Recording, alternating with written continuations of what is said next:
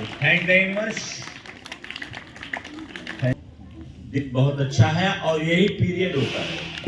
जब हम पढ़ते थे तो हमारे टीचर्स बताते थे कि ये जो पीरियड है अक्टूबर 15 अक्टूबर से लेकर के या अक्टूबर लास्ट से और नवंबर दिसंबर जनवरी फरवरी यही पीरियड है जो पढ़ा जाता है, क्योंकि उधर मच्छर लगते हैं और इधर जो है ठंडी आ जाती है, तो अपना रजाई को लपेटा और पढ़ाई किया। ये था। तो चूंकि उस समय बिजली नहीं थी और हमारे समय में इस तरह से पंखा और ये नहीं था, तो गर्मियों में मच्छर काटते थे लोग, धुआं उआं करते रहते थे। जो उस समय का तरीका था उस तरीके से इसको भगाते थे। लेकिन अब सुविधाएं हो गई हैं, अब हम लोग आराम से सुविधा में पढ़ सकते हैं। पढ़ाई को मैंने देखा सुविधा और सुविधा से कोई मतलब नहीं। ये हमारे एटीट्यूड से मतलब है, ये हमारे व्यक्तिगत बात है।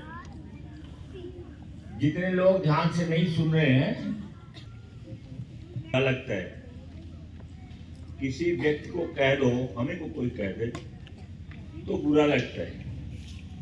इसलिए गरीबी नहीं कहना किसी को नहीं है, अपने को भी गरीब नहीं समझना है, लेकिन वास्तव में उसको अंग्रेजी में मिडिल क्लास या लोअर मिडिल क्लास कहलाता है। लोअर मिडिल क्लास ये गरीबी के चपेट में सबसे ज्यादा होता है और उसके पैमाना है। कभी जानना चाहो तो उस पैमाने को जान लो कि कौन कौन लोग गरीब कहे जा सकते हैं। तो उस पैमाने पर आप खरे उतरते हैं तो समझिए कि आप लोअर क्लास से मिडिल क्लास में चले गए और मिडिल क्लास से तब जाकर के आप अपर क्लास में जाएंगे। तब इसके बाद सबसे जो नंबर 1 पर रहते हैं वो इलीट कहलाते हैं। जो 1-2% रहते हैं वो इलीट कहलाते हैं। इलीट वर्ग होता है। 1-2% लोग, 3%, 5% मान लीजिए। तो गरीबी में हम सारे लोग, क्योंकि वो सुविधाएं जो अमीर के पास होनी चाहिए वो सुविधाएं हमारे पास अभी नहीं। और गरीब होना कोई लज्जा की बात नहीं है। गरीब होना कोई लज्जा की बात नहीं है, इसको आप नोट भी कर लीजिए। गरीब होना लज्जा की बात नहीं है।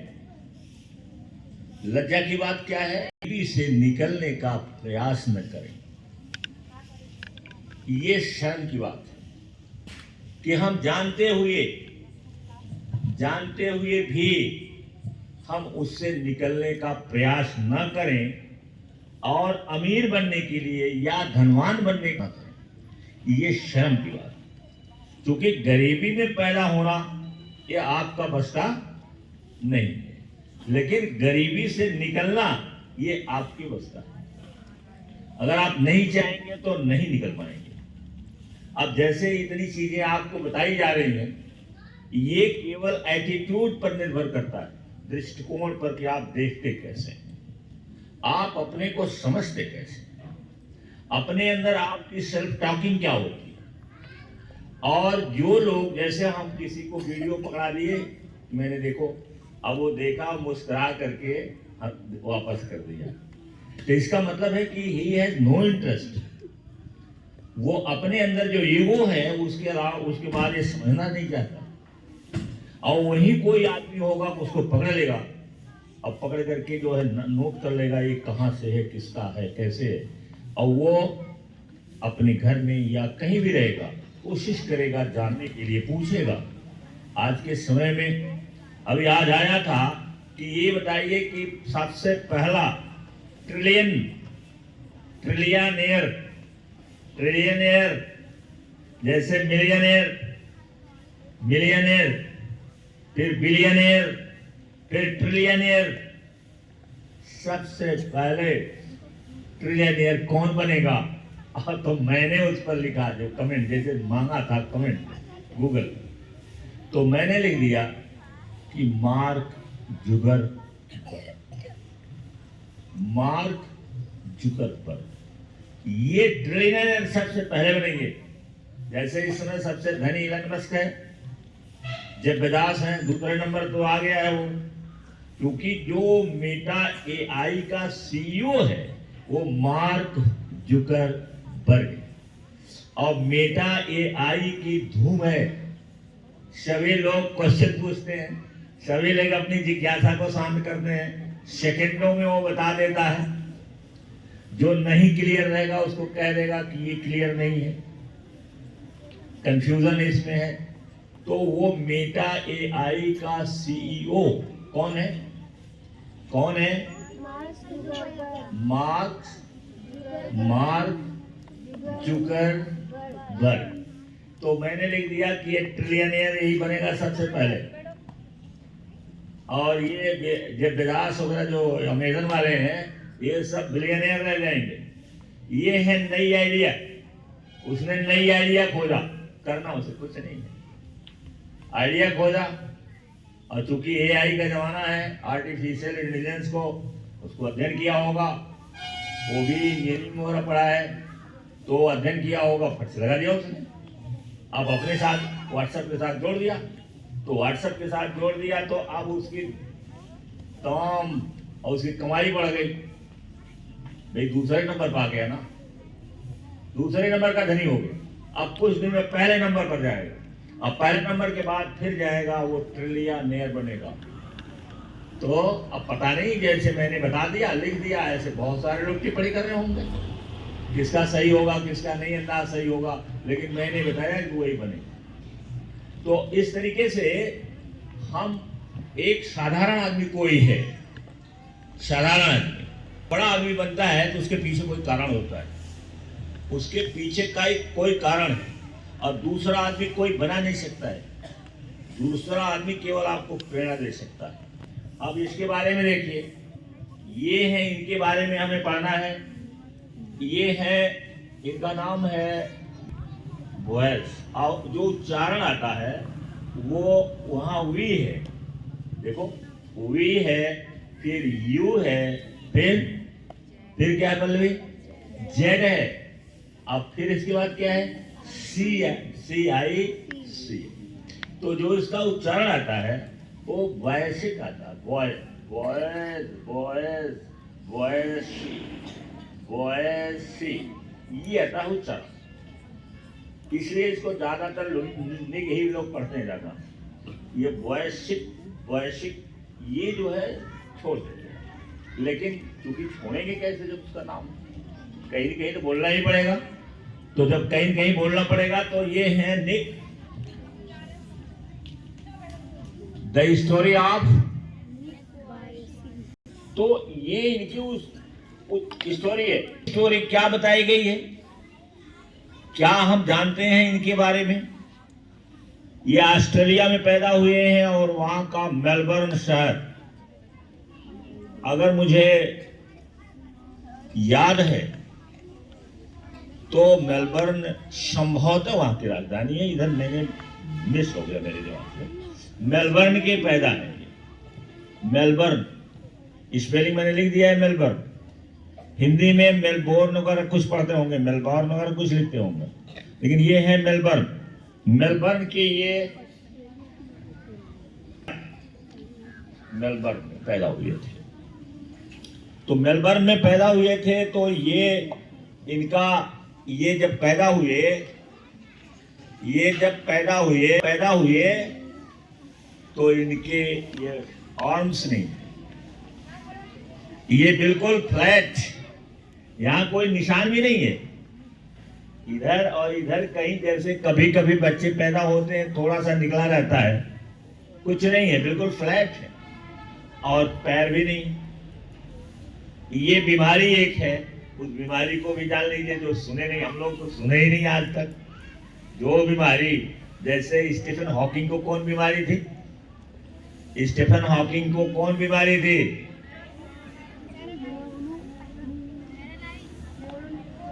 Motor neuron.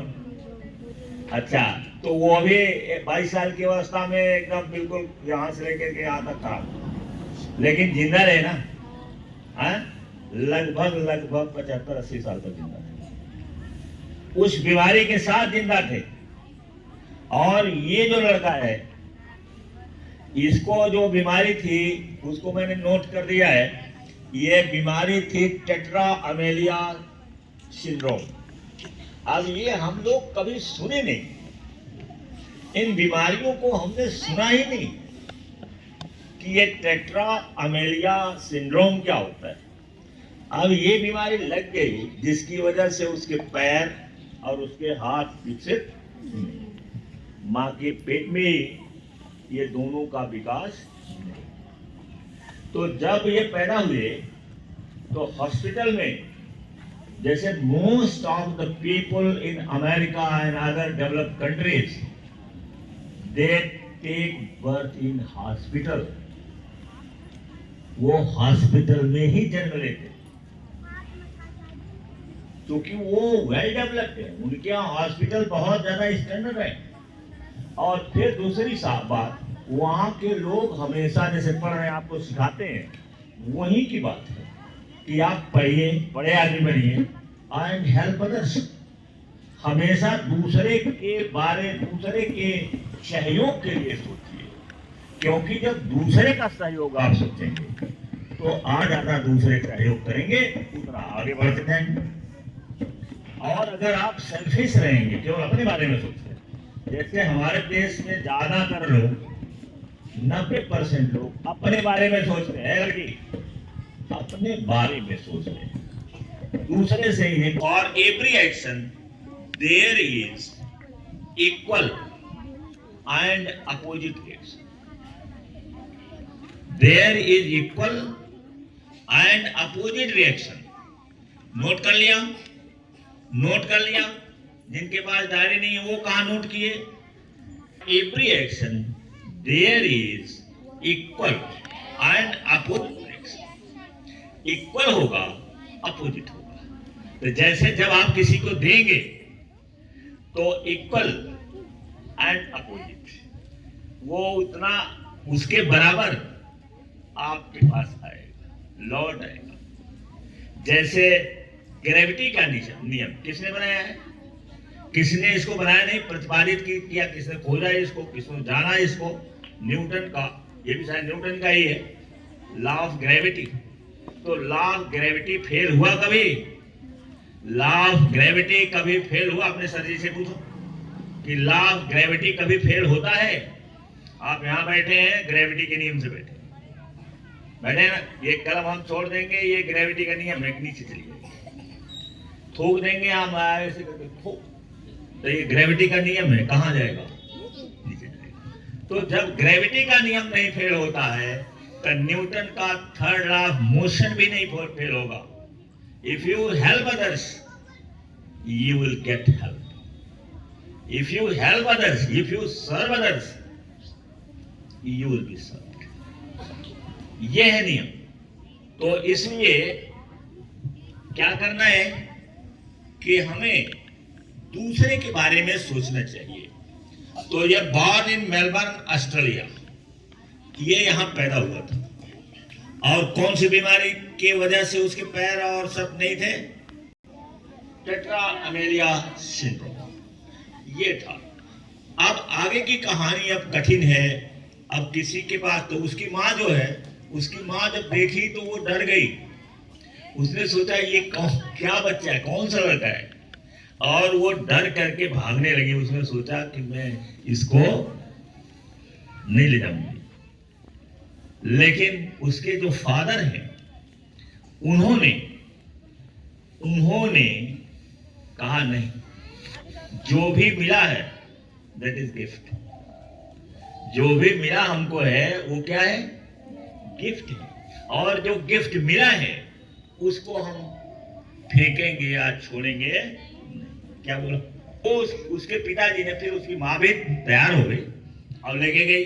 अब कल्पना कर लीजिए, यहाँ कुछ बताने की जरूरत नहीं है कि एक लड़के के पास पैर नहीं है और हाथ नहीं है, तो चलो बचपन में माँ जो है उसको खिला पिला देती है। अब सयाना जैसे होगा तो उसके लिए समस्या खड़ी हो गई। समस्या खड़ी हो गई क्या कि जब स्कूल में भेजा गया तो आप जानते हैं कि स्कूल में बच्चे दूसरे का मजाक उड़ाते हैं। अब उसको लोग मजाक उड़ाते थे, कोई उसके पास नहीं आता था, उसके पास कोई नहीं आता। एक पैर था छोटा सा, ऐसे ऐसे इतना निकला हुआ है। अब उसको देख करके लड़के चिढ़ाते थे, परेशान करते थे। तो परेशान करते थे कि लगभग 8 साल की उम्र में ये झेलते झेलते झेलते उसकी बात समझाती रहती थी। लेकिन स्कूल में जब जाता था तो बच्चे कहाँ, बच्चे तो बच्चे होते हैं, बात कोई समझदारी तो ऐसी रहती नहीं है, जो स्वाभाविक करते हैं। तो उसको चिढ़ाते रहते थे और दिक्कतें उसको परेशानी आती थी। तो इसने सोचा कि माँ को क्यों परेशान करूं, पिता को क्यों परेशान करूं, एक दिन मैं मर ही जाऊं।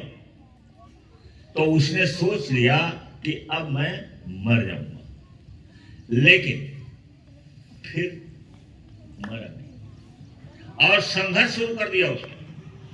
संघर्ष, बिना पैर के बिना हाथ के संघर्ष शुरू कर दिया। अब मैं आपको बता रहा हूं कि उसकी माँ क्या कहती थी।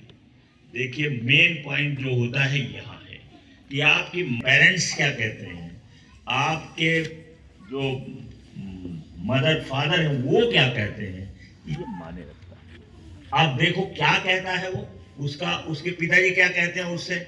उसके पिताजी कहते हैं 19 के बाद 20, 21, 22 ये सब किशोरावस्था ही रहता है। वहां पर बच्चे क्या सोचते हैं, किशोरावस्था का बच्चा क्या सोचता है कि मेरे पिताजी नहीं है, मेरे क्या है, ये मेरे क्या है, मेरे बच्चे। किसको? और जब ये उल्टेगा तब उल्टता है।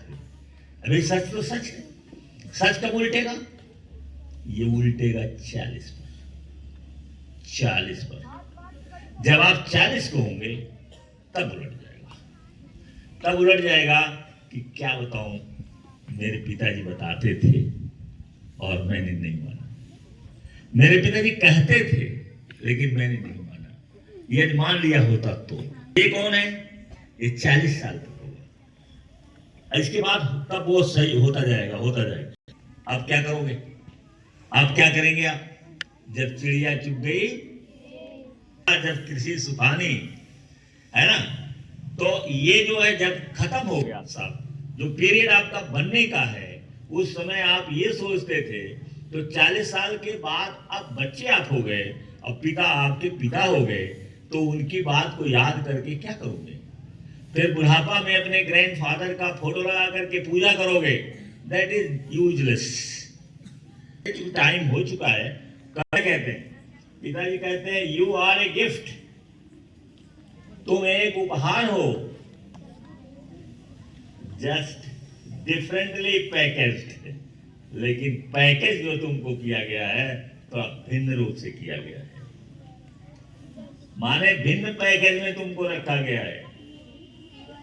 पैकेज माने जानते हो ना, जैसे बिस्कुट का पैकेज है, तो उसके पिताजी कहते थे कि यू आर ए गिफ्ट, तुम एक गिफ्ट हो, गॉड के द्वारा दियो, लेकिन पैकेज तुम्हारा थोड़ा डिफरेंटली है।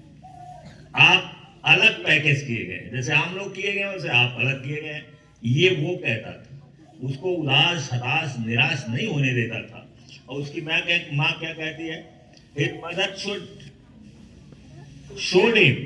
उसकी माँ जो है अखबार का टुकड़ा पाई कहीं, उसकी माँ कहीं अखबार का टुकड़ा पाई,